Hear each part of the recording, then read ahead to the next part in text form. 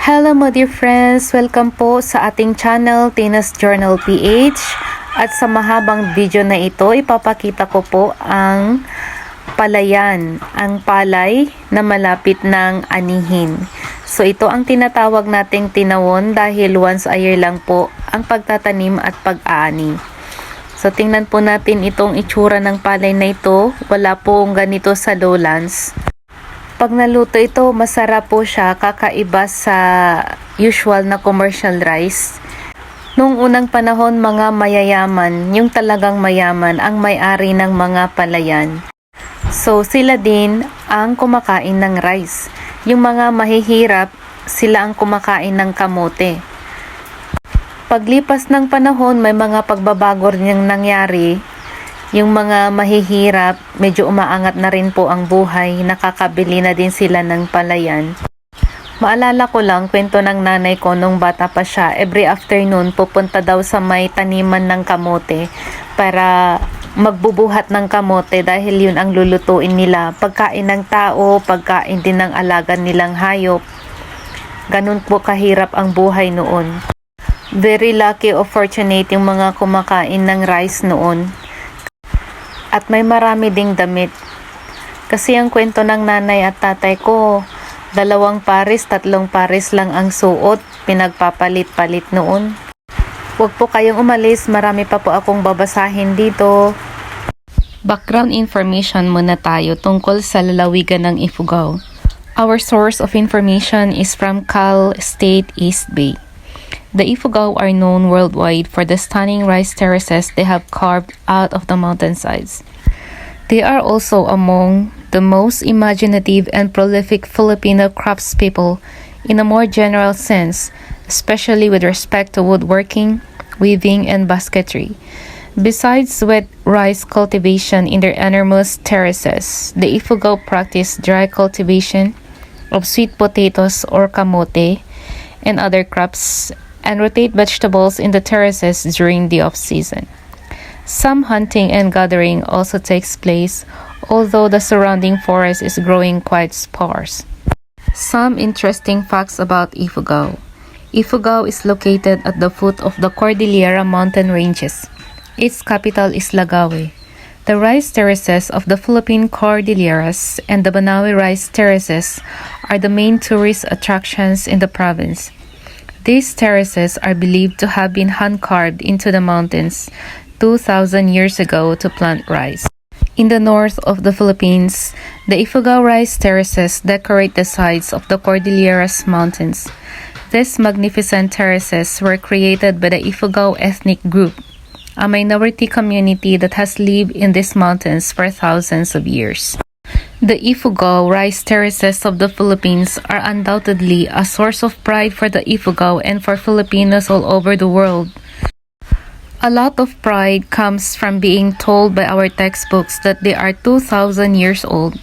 The terraces are the products of a very rich and complex Ifugao culture that resisted the Spanish conquest for more than 200 years. Archaeological digs show they were converted to wet rice as a strategy to consolidate economic and political resources that allowed them to resist the Spanish forces less than 400 years ago. It cemented the social order, unified the Ifugao against invasion, and sealed a social organization that maintained their terraces and preserved these mountain settlements. What is the Ifugao rice culture?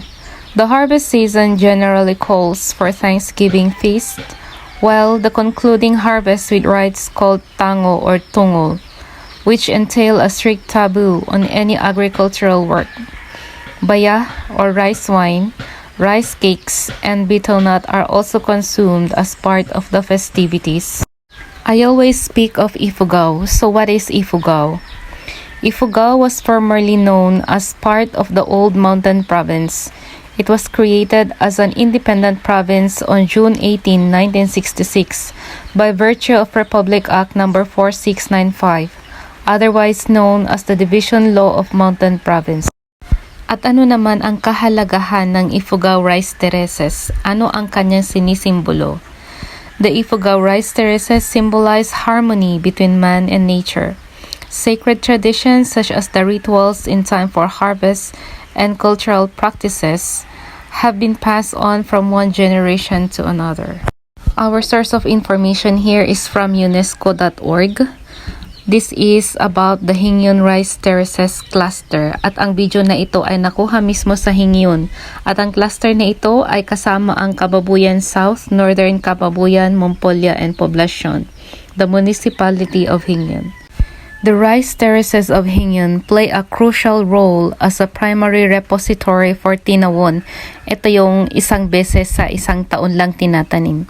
This represents heirloom rice varieties unique to the broader Ifugao Terraces landscape. Preserving and cultivating these ancestral rice strains requires a commitment to traditional farming techniques, rituals, and practices, emphasizing the distinctiveness of Ifugao rice culture.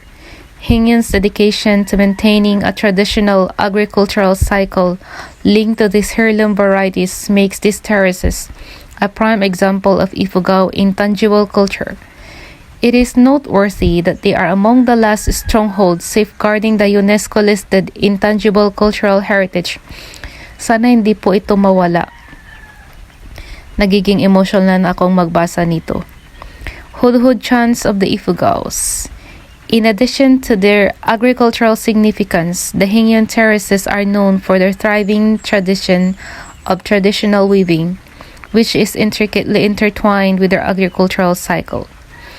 As the leading weaving center in the province, Hingyun is renowned for producing traditional Ifugao fabrics that are essential supplies for markets in Banawe and Baguio, solidifying its pivotal role in the regional cultural and economic landscape. The rice terraces of the Philippine Cordilleras is an outstanding example of an evolved living cultural landscape that can be traced as far back as 2 millennia ago in the pre-colonial Philippines. The terraces are located in the remote areas of the Philippine Cordillera mountain range on the northern island of Luzon, Philippine Archipelago.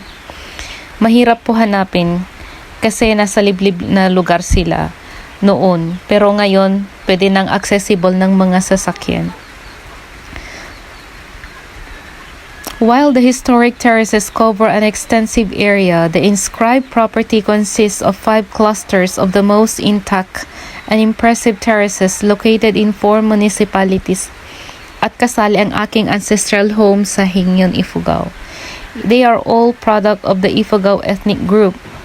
Kasali ako dyan dahil isa akong Ifugao, a minority community that has occupied these mountains for thousands of years. Kaya bilib ako sa mga lolo at lola ko, matatanda na sila, malalakas pa sila kasi siguro yun ang blessing ng kagubatan. The Ifugao rice terraces epitomize the absolute blending of the physical, socio-cultural, economic, religious, and political environment. Indeed, it is a living cultural landscape of unparalleled beauty. Kahit po sinasabi nila na wala na daw ang rice terraces, meron po.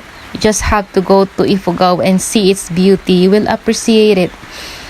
The Ifugao rice terraces are the priceless contribution of Philippine ancestors to humanity. Of course, up to now. Kasi walang makina sila noon. They used their bare hands at saka siguro may bolo. Walang high-tech na machine noon. Puro lahat mano-mano.